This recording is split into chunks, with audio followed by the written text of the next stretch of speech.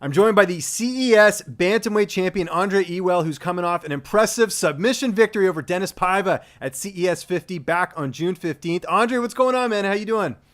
Hey, I'm feeling great, feeling the life of this pleasure of everything. So thank you and end up having me here, brother. No, I'm glad to talk to you, man. It's what a win that was. First off, just heading into the matchup, how are you feeling? Were you 100%? I know sometimes fighters have injuries heading into fights like that, but how are you feeling like going into the fight?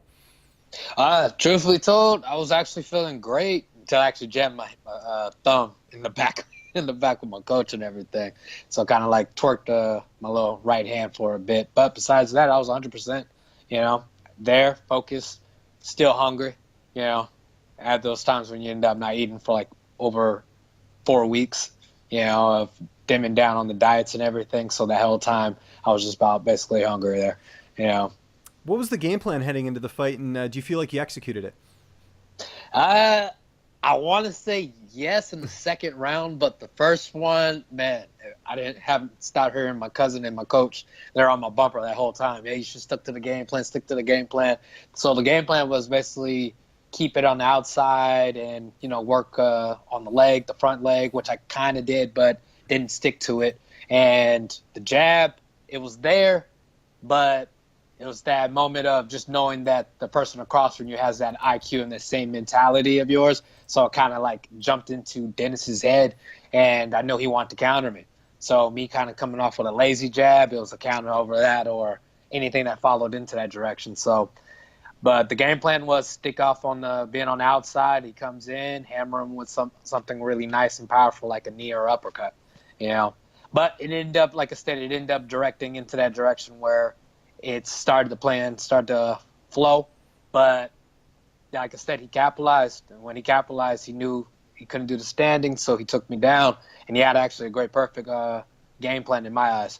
It's just he went up against me, and that was the default on the situation, So take me to that third round.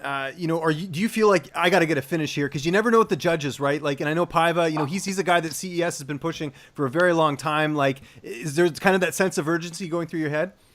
The urgency started from the beginning of the fight. Okay, I already knew just the fact was in first round. I already knew I had to end up finishing the fight, so I kind of came out the way I did. More of everything that I threw was going to have like bad intentions, just one land. That's all I ended up needing. And that's ended up directing into the second round where I kind of made it more of a show where me and him were both going at it, especially on the floor, made it more exciting because, I ended up getting him in 2 submission moves. And one of them I actually thought I broke his arm off the arm bar.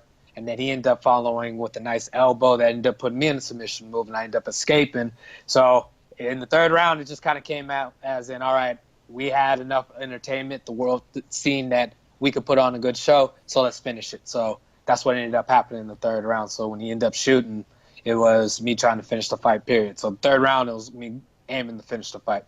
So they wrapped the belt around your waist. CES, pretty notable promotion on Access TV. I'm sure you're feeling great. Yeah. How does one celebrate after they become the CES bantamweight champion? Well, the one that happened was I was actually looking for Dinis. I owed him a drink. Okay. Because, he ended up making a quote as in winner takes, buys the first round. Okay. So I owe him a round right now. So that's that whole time I was just basically like writing him, talking to him like on my phone and everything.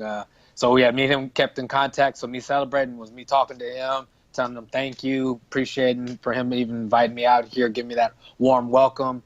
And everybody ended up after just showing me love. So I actually appreciate it. And Rhode Island, that's like a second home to me now.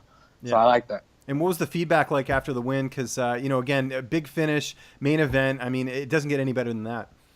Oh, definitely. The feedback, I actually ended up getting what I actually went out there for. And what I went out there for was fans. Basically, more people to end up seeing that I not only fight in California on the west side, but that I go to the east side and end up picking up people that end up enjoying me or just want to watch or become a fan. And after that night, I actually picked up a lot. They're all messaging me, texting me, end up in my inbox, tagging me to things, saying, hey, Dinis is our hero, but when you came in, hey, you get points from us. You just end up gaining a fan. So I actually went out there and got my job done of what I need. So me feeling good, as I sit there and stated, I was feeling like Deion Sanders on draft day. I don't know if you ever Nice. heard that. Love that quote, reference. I was out there. That's a great Hey, reference. Appreciate that. Yeah. So that's how I was feeling. So feeling good there, right? So I actually did my job. So I did my job.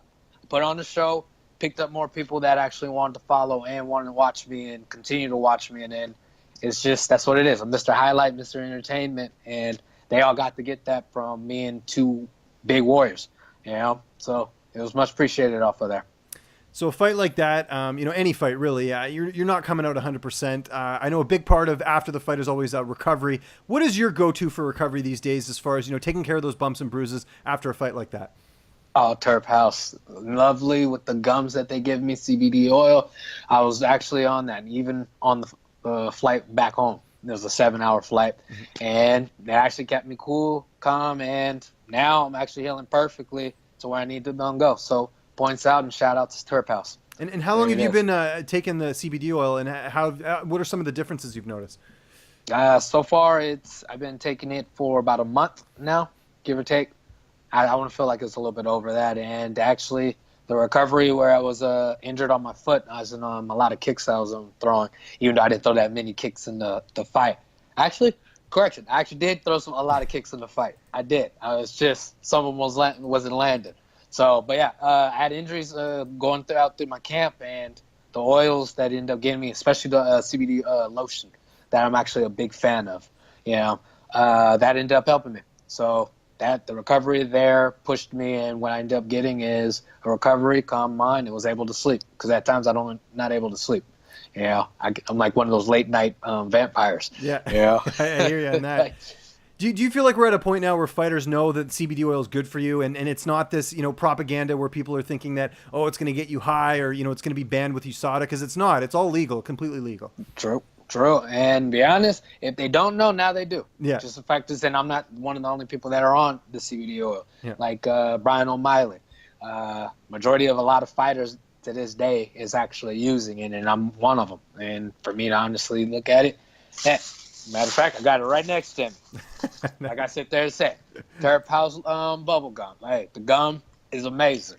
Yeah. And this is the ones actually end up entering your system a lot faster, just the fact is then it goes from oral situations. So like I stated, to me, it's perfect. People need to use it. So if anybody or everybody that's out there that's not, or they feel like it ends up getting you high, it doesn't. It ends up smoothing you out, man. It ends up making you feel the way that you need to feel. And that's perfect, and that's where I'm automatically on. I work my butt off to be perfect, and that's just a beautiful assistance to get me where I need to be. The last CES bantamweight champion was Andre Sukumtai, and it wasn't very long after he won his title that he ended up getting signed by the UFC. What's next for you here? I mean, you're in a great situation. Regardless, CES has got to give you some fights here because you're the champ. But even so, sure. I mean, I imagine those calls are going to be coming, whether it's UFC, Bellator, Contender Series. Is that kind of what you're expecting next? Especially that. Matter of fact, it's funny how that you mentioned Andre. He ended up tagging and writing on a post that I was on, saying respect when they placed the belt on me. So again, I was ended up gaining fans. Definitely where I want to move up. I'm taking all challenges and any challenge because I miss the excitement and I don't stray from where I need to go. So if there's another stepping stool to get me to the top, hey, I'm taking it. I want UFC. I want to be on that Contender. UFC fight in August 4th is right next door, or not right next door, but in my backyard. LA Staples Center. So it wouldn't be only the right way of entering or jumping into a big card like that, a bantamweight card like that. As in my debut to be on the UFC. I'm just simply stating. So if it gets out there, perfect. Hey, but if they end up straying away from me, hey, again, I'll go overseas. I'll go back over there to, Rhode Island, New York, Vegas, wherever I end up got to do. Anything to get me to where I need to be. I end up doing that. So I accept all challenges. Anybody can get it. Can that. Hashtag Adrian Bronner. I'm just saying. Yeah. Good stuff, Love man. It. Awesome. Well, again, Andre, congratulations on winning the title. And again, you're in a great position right now. Just remind people where they can get a hold of you on social media. And if you got any sponsors or shout-outs, the floor is yours. Oh, definitely. Well, you definitely can get a hold of me on Day 42, spelled DAII42, a.k.a. the Afro Monkey. I'm just saying you can go ahead and jump on that. And for all the sponsors, I even got a list for you people. Love it. I was prepared today. For the sponsors. I got to end up obviously shouting out Terphouse, for them actually even setting this up and getting me to meet you, brother. So thank you. Bad Boys, Soboba Fighting Addiction, Lynn Trucks, Versatile Limber, Smart Stop Self Storage, Dynasty, Brandon Diner, IDM, Riverside Royalty, baby. Because it's Riverside, we're the city of the angels. I'm just simply saying that, And then Untamed Youth and 100% Violence, That's all of my sponsors. I want to give out shout out to my teammates in my gym, Apex, aka Impact, as in we have the new facility that's also out here. That's in San Bernardino. Or you can just go to Riverside for Apex. Besides that, everything else is like gravy. Appreciate you having me, man. True story.